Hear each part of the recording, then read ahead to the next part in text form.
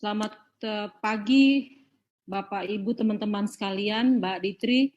Pertama-tama terima kasih banyak untuk kesempatan boleh terlibat dalam acara yang penting ini. Apresiasi dan hormat kami untuk semua yang menggagas acara yang menurut hemat kami sangat penting, sangat terhormat. Sidang rakyat untuk mengkaji dan bersikap terhadap Undang-Undang Minerba tahun 2020. Saya Pendeta Mary Kolimon dari Gereja Masihi Injil di Timor. Kantor kami di Nusa Tenggara Timur, tapi wilayah pelayanan kami termasuk juga Pulau Sumbawa di Nusa Tenggara Barat. Hari ini 1 Juni 2020, Hari Pancasila. Dan kita berdiri bersama-sama untuk merayakan nilai-nilai, prinsip-prinsip yang menjadi dasar berdirinya bangsa ini. Ketuhanan, kemanusiaan, persatuan, solidaritas bangsa, kerakyatan, dan permusyawaratan serta keadilan sosial. Saya setuju dengan suara-suara dalam persidangan rakyat ini yang jelas memperlihatkan kepada kita ancaman Undang-Undang Minerba tahun 2020 ini kepada masyarakat Indonesia dan kepada lingkungan hidupnya. Jelas sekali atas nama Pancasila yang merupakan sumber dari semua hukum negara kita, masyarakat harus menolak undang-undang ini.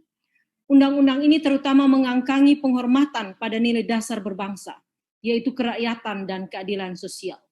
Negara mestinya melindungi dan memberdayakan masyarakat, terutama kelompok rentan dan kaum miskin. Namun kita melihat bahwa undang-undang ini justru lebih mengistimewakan kaum pemilik modal dan mengorbankan kepentingan masyarakat kecil. Undang-undang ini menyebabkan ancaman yang terlalu besar terhadap kehidupan masyarakat. Sudah disebutkan berulang-ulang, hilangnya mata pencaharian, hilangnya lahan pertanian, peternakan, ada ancaman terhadap kesehatan masyarakat, ketahanan pangan, kerentanan hukum, dan berbagai aspek yang lain.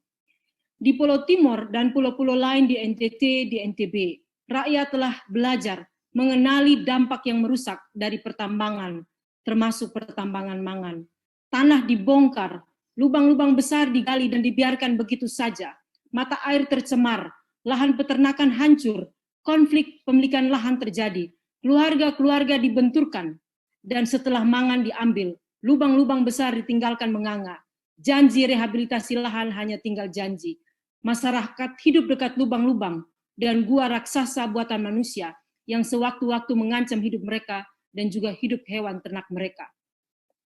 Pertambangan yang tidak ramah alam itu juga menghancurkan identitas dan spiritualitas masyarakat adat. Tanah bagi masyarakat adat adalah identitasnya. Batu dan mata air bagi orang Timor menjelaskan tentang siapa dirinya. Manusia terhubung dengan alam. Merusak batu dan mata air berarti merusak identitas dan spiritualitas masyarakat. Undang-undang yang membiarkan penguasaan sumber daya alam oleh pemilik modal tanpa kompromi dengan masyarakat adat akan menghasilkan negeri dengan rakyat yang tereksploitasi. Kami hari ini hampir setiap hari menerima jenazah para buruh migran. Mereka tercabut dari negerinya sendiri, terusir dari kampung-kampungnya, menjadi budak di negeri orang, di pulau-pulau lain di Indonesia, bahkan di luar negeri. Cita-cita berdirinya bangsa ini adalah masyarakat yang adil dan makmur.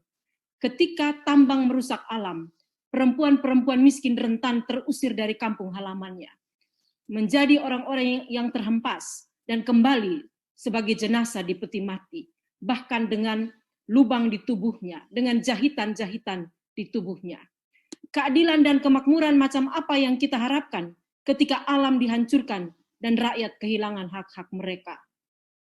Kawan-kawan kami dari Badan Pengurus Daerah Persekutuan Perempuan Berpendidikan Teologi, BPD Perwati Pulau Sumba, berbagi cerita tentang perjuangan mereka mendampingi masyarakat yang berjuang untuk hak-hak mereka, berhadapan dengan perusahaan yang melakukan kegiatan di Sumba, di Pulau Sumba sejak tahun 2014.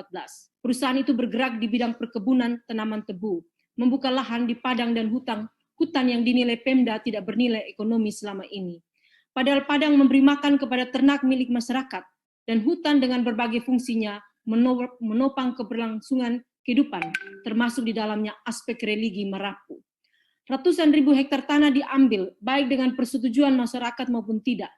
Semula PT menyatakan akan menyuling air laut untuk kebutuhan pangeran, namun kenyataannya melaksanakan berbagai aturan, tidak dilakukannya kajian dampak lingkungan hidup. AMDAL baru terbit setelah PT beroperasi. Kajian KLHS tidak pernah dilakukan, sehingga Pemda tidak punya referensi soal daya tampung dan daya kelola wilayah. Hal ini berpengaruh terhadap izin investasi yang justru merugikan masyarakat, mengkriminalisasi warga. Undang-undang Minerba akan semakin memperlemah otonomi pemerintah daerah. Dampak yang sekarang terjadi kami rasakan. Masyarakat kehilangan tanah dan padang pengembalaan. Warga Merapu kehilangan akses untuk keperluan sembayang mereka. Kriminalisasi terhadap masyarakat yang menolak kehadiran PT dan menolak menyerahkan tanahnya kepada perusahaan. Gagal tanam bagi masyarakat karena privatisasi air. Banjir bandang disebabkan hutan dan sungai yang dirusak. Hama belalang karena padang dan hutan tidak lagi tersedia. Serta relasi sosial terganggu karena masyarakat terpecah menjadi dua kelompok yang berseberangan. Seperti kata Thomas L. Friedman dalam opininya di New York Times 30 Mei kemarin, beberapa minggu ini kita belajar, bumi tidak saja flat, bumi kita rapuh. Pandemi kita hari ini bukan hanya tentang pandemik biologis, tetapi juga pandemik geopolitik, finansial, dan lingkungan hidup.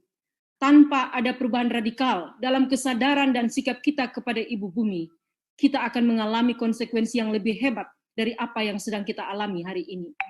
5 bulan di tahun 2020, dunia tak berdaya. Bumi sedang memberi kita pelajaran yang sangat berat dan keras. Seluruh urusan kehidupan tidak bisa diatur biasa-biasa saja. Doing business as usual, as normal, seakan tidak terjadi apa-apa. Undang-undang kita terkait pengaturan sumber daya alam tidak bisa menutup mata, tidak bisa menutup telinga terhadap penderitaan bumi, terhadap suara bumi yang sedang menegur kita dengan keras.